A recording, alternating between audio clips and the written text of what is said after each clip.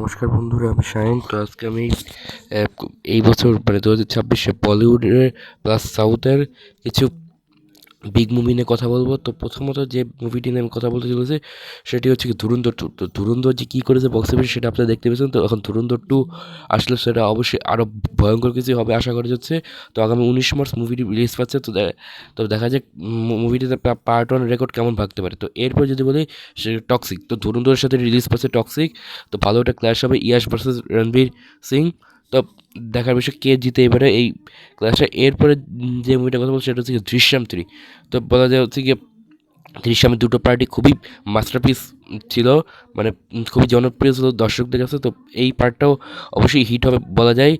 তো এরপরে যেটা বলবো হচ্ছে গিয়ে সেটা হচ্ছে গিয়ে আওরাপ্পান 2, মানে ইমরান হাশমি। তো ইমরান হাশমি আওরাপ্পান খুবই ভালো একটা সিনেমা হয়েছিল, সেটা খুবই হিট হয়েছিল। তো এইবার এই সিনেমাটাও আসে এই বছরই। তো বলা যায় হচ্ছে গিয়ে ইমরান হাশমির লুকটাও খুবই জনপ্রিয় হয়েছে।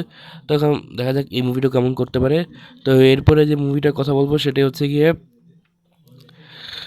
ভূত বাংলো। তো ভূত বাংলো অবশ্যই একটা মুভি, এটা হরর কমেডি ড্রামা একটা মুভি। দেখা যাক এখন এই মুভিটা অবশ্যই কেমন করে।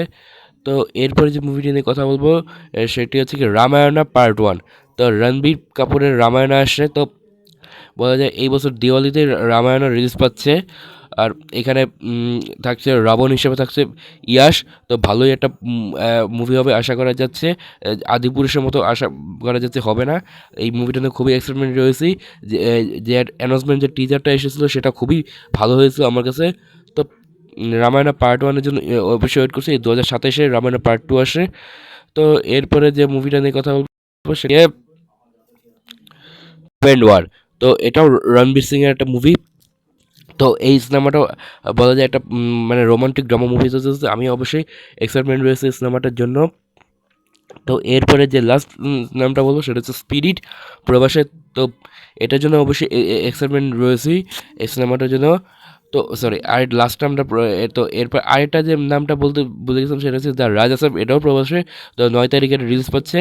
তো এই সিনেমাটার জন্য এক্সাইটমেন্ট রয়েছে। তো আরেকটা মুভি হচ্ছে কি মানে বারবার ভুলে যাচ্ছি তো অনেকগুলো নাম। তো সেটা হচ্ছে বর্ডার 2। তো বর্ডার 1 যেমন সাকসেসফুল হয়েছিল, তো আশা করি যে বর্ডার 2 সাকসেসফুল হবে।